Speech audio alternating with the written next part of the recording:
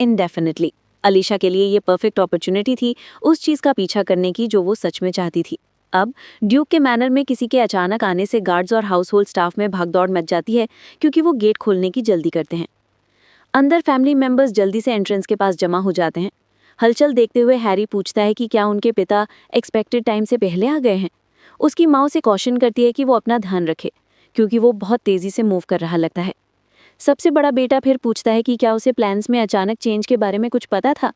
मार्चिनिस्ट जवाब देती है कि उसने ऐसे किसी चेंज के बारे में नहीं सुना है और वो बाकी सबकी तरह ही सरप्राइज्ड है। वो ऐड करती है कि क्योंकि मार्की हमेशा इंसिस्ट करते हैं कि सब उनके वापस आने पर उनका अभिवादन करें, अगर उसे पता होता तो वो हाउस होल्ड को तैयार कर लेती। आसपास देखते हुए हैरी पूछता है कि उसकी बहन अलीशा कहाँ है। अचानक मैनर का दरवाजे खुल जाते हैं। सर्वेंट्स लॉर्ड का स्वागत करने के लिए तैयार खड़े हैं, लेकिन उनकी यूजुअल शांत एंट्रेंस के उल्टा मार्की गुस्से में अंदर आते हैं, अर्जेंटली अलीशा को पुकार रहे हैं। जमा हुए लोगों में उसे ना देखकर उनका फ्रस्ट्रेशन बढ़ जाता है। गुस्से में वो डिमांड करते हैं कि वो उनका स्वागत करने क्यों नहीं आई और तुरंत साउथ विंग की तरफ दौड़ते हैं। अपने रास्ते में आने वाले किसी को भी धक्का देते हुए वो सर्वेंट्स को उनके कमरे के लोकेशन बताने का ऑर्डर देते हैं और उनका नाम चिल्लाते हुए अंदर घुस जाते हैं। लेकिन उनके शौक के लिए कमरा खाली है। सबसे बड़ा बेटा उन्हें शांत होने की एडवाइस देता है, उन्हें याद दिलाता है कि कहीं आंखें देख रही हैं।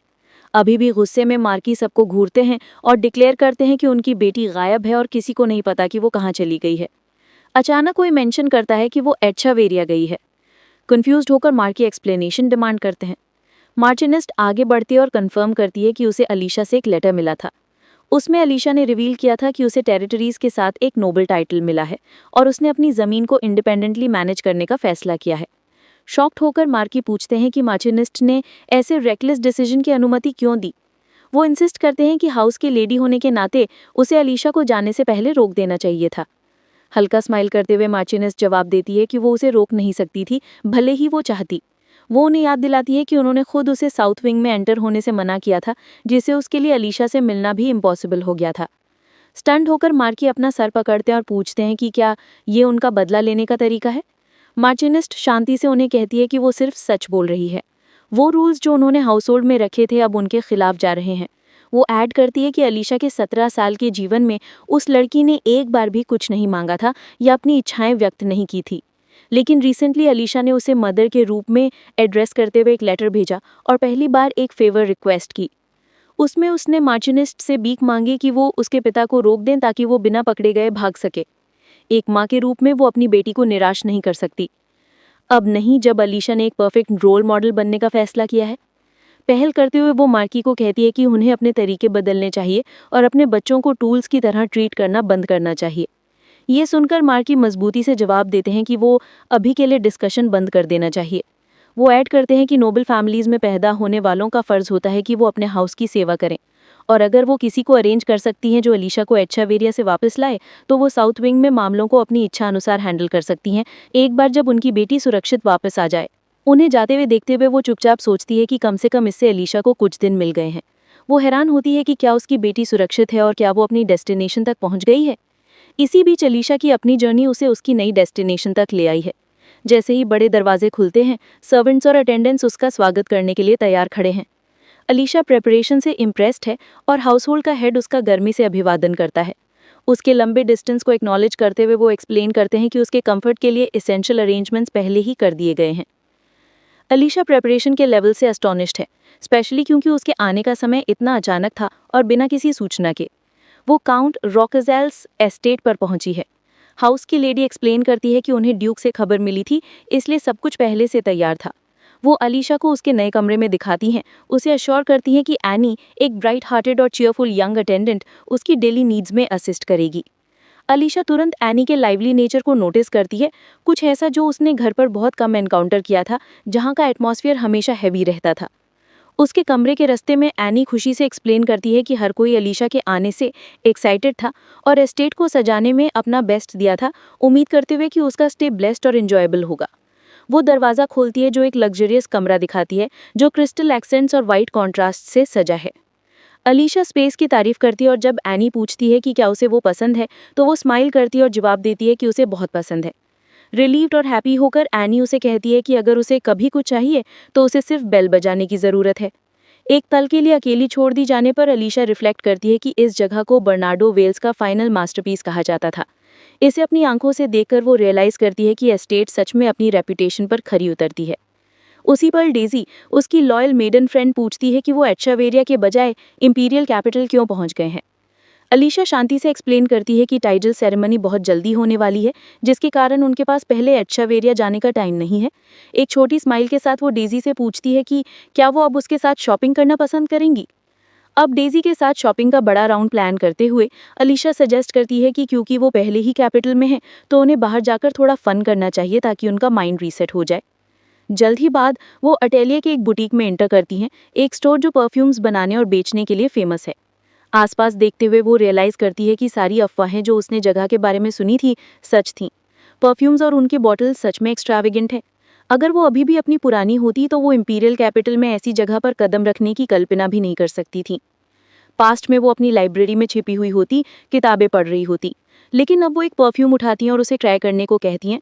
असिस्टेंट्स उसके लिए एक सैंपल तैयार करते हैं और वो उसे एक स्ट्रिप ऑफ पेपर पर लगाती हैं। अलीशा फ्रेग्रेंस को गहराई से लेती है। स्टोर मैनेजर पोलाइटली पूछता है कि क्या उसे सेंट पसंद है। जैसे ही अलीशा जवाब देने वाली होती है, एक ग्रेसफुल वुमन उनके पास आती हैं। वो अपना परिचय कटरीना, एक परफ्यूमर ऑफ वेल के रूप में कराती हैं। अलीशा तुरंत नाम रिकॉग्नाइज करती है। कटरीना को वेस्टर्न कॉन्टिनेंट की एक लेजेंडरी परफ्यूमर बनना निश्चित है, कोई जिसके वेल सीरीज परफ्यूम्स एक दिन एम्पायर भर में हलचल मचा देंगे और सोसाइटी में उसकी स्थिति को बढ़ा देंगे। कटरीना हल्के से रिमार्क करती है कि ये पहली बार है कि किसी ने उस पर्टिकुलर परफ्यूम को सैंपल किया है, क्योंकि ये एक नया क्रिएशन है। वो मानती है कि वो अलीशा के थॉट्स सुनने की क्यूरियोसिटी को रोक नहीं पाई और माफ़ी मांगती हैं कि अगर वो बहुत फॉरवर्ड लगी। अलीशा जानती है कि कटरीना एक ब्रेक थ्रू के कगार पर है जो उसे जल्द ही पहुंच से बाहर कर देगा। फैसला करती है कि उसे अभी एक कनेक्शन स्थापित करना चाहिए, उससे पहले कि बहुत देर हो जाए। वो सेंट द्वारा दिए गए फीलिंग्स को डिस्क्राइब करती है, एक्सप्लेन करती है कि जैसे ही फ्रेग्रेंस हर व्यक्ति के बॉडी के साथ बदलता है, ऐसा महसूस होता है जैसे ये खासकर उसके लिए बनाया गया हो।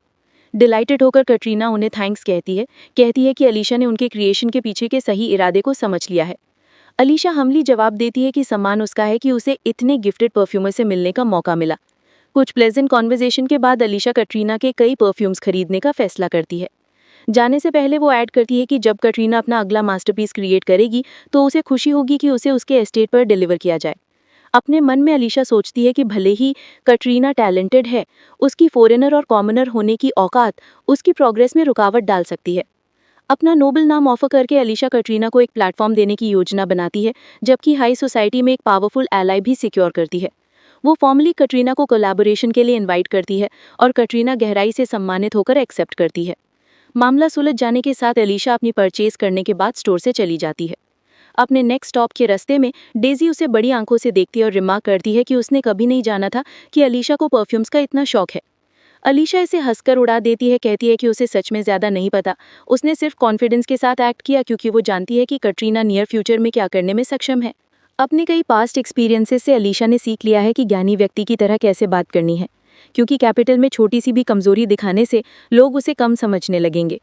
वो डेजी से मानती है कि वो हमेशा अच्छे और बुरे में फ़र्क नहीं बता सकती, लेकिन पूछती है कि क्या वो कम से कम ऐसे दिखती है जैसे वो सब कुछ जानती हो। डेजी रिस्पॉन्ड करती है कि अलीशा ऐसे एक्ट कर रही है जैसे उसने अपने पूरी लाइफ कैपिटल में बिता दी हो। ये सुनकर अलीशा को रियश्योरेंस मिलता है कि इसकी परफॉर्मेंस अच्छी चल रही है, कोई भी उसमें गलती नहीं निकाल पाएगा। इसके बाद वो अगले स्टोर पर चली जाती हैं ड्रेसेस, एक्सेसरीज और हाउस होल्ड आइटम्स जैसे मिरर्स खरीदने के लिए। जूलर्स पर अलीशा तो पूरा स्टॉक ही खरीद लेती है। वो बिना हेजिटेशन के पैसा खर्च करती रहती है। शॉपकीपर्स उसके पेट्रेनेज के लिए ग्रेटफुल छोड़ते हैं।